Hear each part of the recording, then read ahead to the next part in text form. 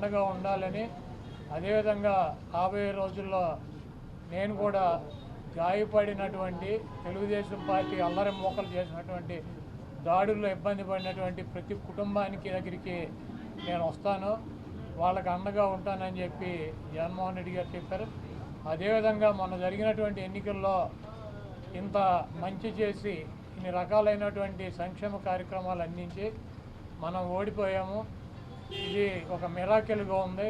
దేశవ్యాప్తంగా కూడా మన దగ్గర ఆధారాలు లేవు, అయినప్పటికీ దేశవ్యాప్తంగా మరి శకుని మామ ఎలా అయితే పాచికలు ఎలా కావాలంటే అలా వేస్తాడో అలా తెలుగుదేశం పార్టీ, జనసేన, బీజేపీ కావాల్సినట్టు అక్కడ పాచికలు పండి అని చెప్పి మా పార్టీ కానీ జగన్మోహన్ రెడ్డి గారిది కానీ మాది కానీ అభిప్రాయం. అదేవిధంగా రేపు రాబోయే రోజుల్లో ఈ 6 నెలలు కూడా కొంత టైం ఇచ్చి చూద్దాము. ఆ తర్వాత చంద్రబాబు నాయుడు చెప్పినటువంటి దొంగ హామీలని ఎట్టి పరిస్థితుల్లోనూ నెరవేర్చలేడు. ఎందుకంటే ఇవాళ చూసాం సూపర్ 6 అని పెట్టాడు.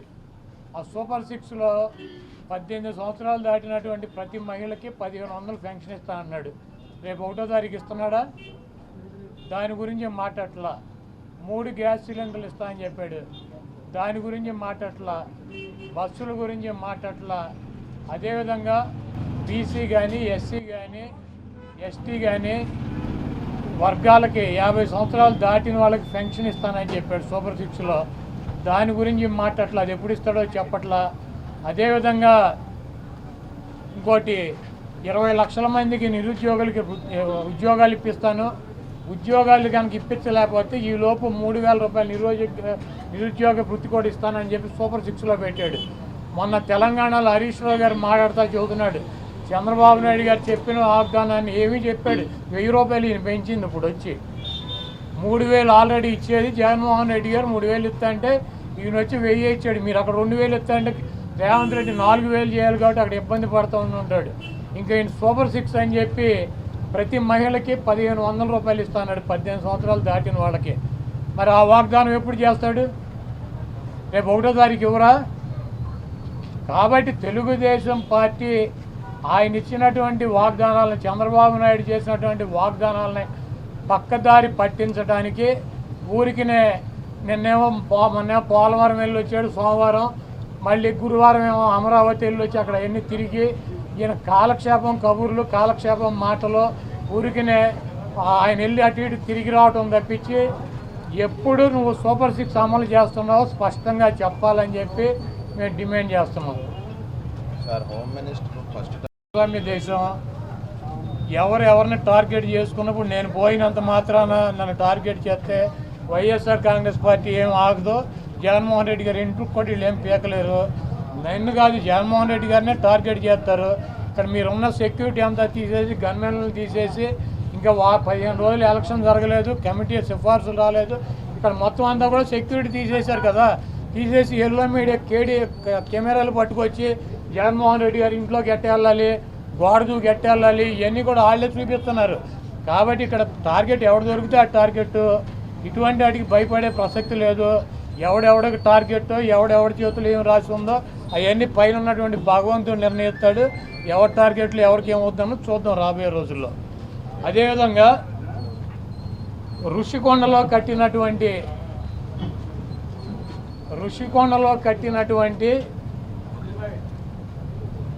పర్యాటక కేంద్రంలో కట్టినటువంటి భవనాలని ఈ సిగ్గు ఎగ్గు లేనటువంటి తెలుగుదేశం పార్టీ, ఈ సిగ్గు ఎగ్గు లేనటువంటి ఎల్లో మీడియా అది జగన్మోహన్ రెడ్డి గారి నివాసం అని చెప్పి చూపిస్తున్నారు 3 రోజుల నుంచి. వెళ్ళి జగన్మోహన్ రెడ్డి గారు అక్కడ నివాసం ఉన్నాడా? జగన్మోహన్ రెడ్డి గారు 2014 నుంచి 19 దాకా ప్రతిపక్ష నాయకుడిగా ఉన్నాడు. ఆయన కార్యాలయం లోటస్ పాండ్, ఇల్లు లోటస్ పాండ్. ఆయన లోటస్ పాండ్ హైదరాబాద్ నుంచే ప్రతిపక్ష నాయకుడికి ఉన్న 5 సంవత్సరాలు నడిపాడు. ముఖ్యమంత్రి అయిన తర్వాత 5 సంవత్సరాలు ఈ తాడేపల్లిలో ఉన్నటువంటి ఇల్లు, క్యాంప్ ఆఫీస్ ఇక్కడి నుంచే నడిపాడు ఆయన కార్యాలయాన్ని కానీ ఇంటిని కానీ. జగన్మోహన్ రెడ్డి గారి రక్తంలో లేదు. ప్రభుత్వం కట్టించినటువంటి ఇళ్లలో ఉండటం కానీ, ప్రభుత్వం కట్టించినటువంటి గెస్ట్ హౌస్లో ఉండేటువంటి కర్మ జగన్మోహన్ రెడ్డి గారికి పట్టల.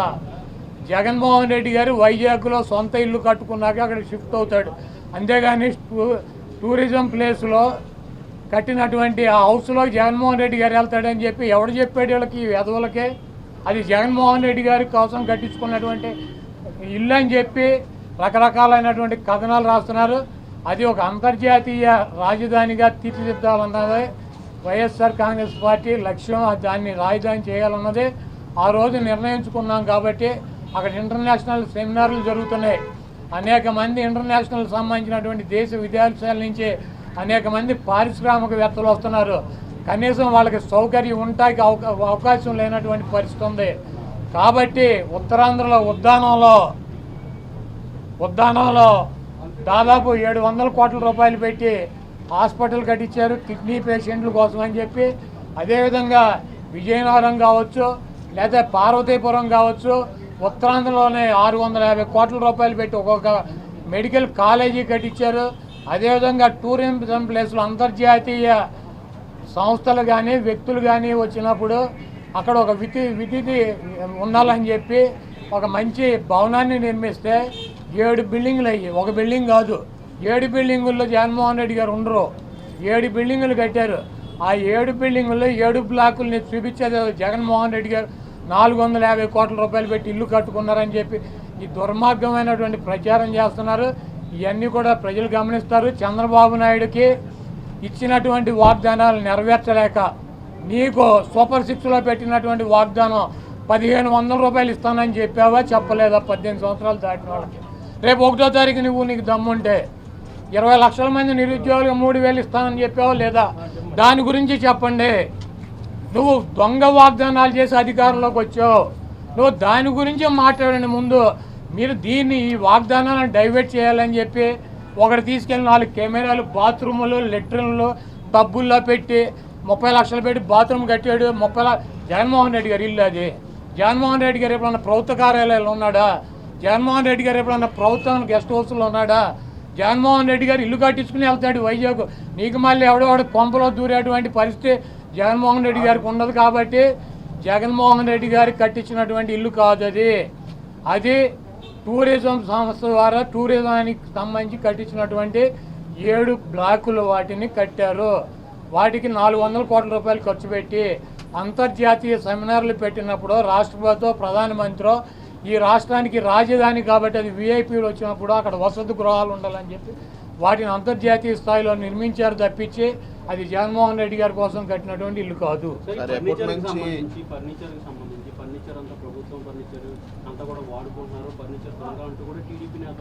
ఇప్పుడు కోడేశ్వర ప్రసాద్ గారు అసెంబ్లీలో ఉండాల్సినటువంటి ఫర్నిచర్ని తీసుకువెళ్ళి ఎక్కడేసాడు? ఆయన బైక్ షోరూమ్లో వేసుకున్నాడు. అసెంబ్లీలో ఉండాల్సినటువంటి ఫర్నిచర్ బైక్ షోరూమ్లో వేసుకుంటే వాడిని దొంగ అంటారు. సీఎం క్యాంపు కార్యాలయానికి ప్రభుత్వం వచ్చినటువంటి విజిటర్స్ కోసం ఒక కార్యాలయం సీఎం జగన్మోహన్ రెడ్డి గారి కార్యాలయం అయితే ఒక 10 మంది 20 మంది కూర్చుంటాకుంటుంది. ఒక ముఖ్యమంత్రి కార్యాలయం కాబట్టి అక్కడ అదనపు వసతులు కావాలని చెప్పి ప్రభుత్వం కల్పిస్తుంది. ముష్టి పట్టుకుపోతే పట్టుకుపోండి, లేకపోతే డబ్బు విలువ చెప్తే కడతామని ఫస్ట్ రోజు చెప్పాం. దీని గురించి ఏమైనా రాద్దాం కావాలంటే పట్టుకుపోండి. ఒక్కలో ఫర్నిచరు ఎంత? ముష్టి ఫర్నిచర్ ఎంత ఉంటుంది? కావాలండి పట్టురండి. మేము షోరూమ్లో వేసుకున్నాం, తీసుకెళ్ళి మా సాక్షి ఆఫీసులో వేసామా? కాదు, మాకు క్యాంప్ ఆఫీసులో పెట్టినటువంటి ఫర్నిచర్ని తీసుకెళ్ళి సాక్షి ఆఫీసులో వేసుకున్నావా? దొంగ అంటే అసెంబ్లీలో ఉండాల్సినటువంటి ఫర్నిచర్ని తీసుకుని బైక్ షోరూమ్ నీ సొంత షోరూమ్లు వేసుకుంటే వాడిని దొంగ అంటారు. అంతేగాని క్యాంప్ ఆఫీసులో ఇచ్చినటువంటి ఫర్నిచర్ క్యాంప్ ఆఫీసులో ఉంటే దానికి కావాలంటే డబ్బు కడతాం, లేదంటే ఫర్నిచర్ తీసుకుపోమని చెప్పాం. దానికి దొంగ ఇవన్నీ పనికిరాని మాటలు.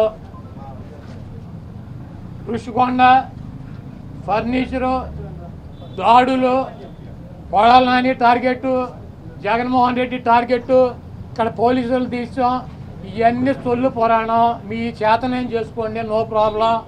మీరు సూపర్ 6లో పెట్టినటువంటి వాగ్దానాలనే మీరు ఎప్పుడు అమలు చేస్తున్నారో చెప్పాలి. జగన్మోహన్ రెడ్డి గారు తరఫున మేము అడుగుతున్నాం. వైఎస్ఆర్ కాంగ్రెస్ పార్టీ తరఫున చంద్రబాబు నాయుడు అమలు చేసే బాధ్యత నాదని చెప్పి పవన్ కళ్యాణ్ గారు కూడా చెప్పాడు. కాబట్టి ఇవన్నీ సొల్లు పురాణాలు వద్దు. మీరు చేతనేం చేసుకోండి, నో ప్రాబ్లం. మీరు ఎవరిని చంపేయాలో చంపేయండి, ఎవరిని కొట్టాలని ఉన్నారు కొట్టండి, ఏం చేయాలని ఉన్నారు చేసుకోండి. మీరు సూపర్ సిక్స్లో ఇచ్చినటువంటి వాగ్దానాలనే 1వ తారీఖు నుంచి 4,000 పెన్షన్తో పాటు అమలు చేస్తున్నారా లేదా దీనికి స్పష్టంగా సమాధానం చెప్పండి. Please subscribe Telugu Politics.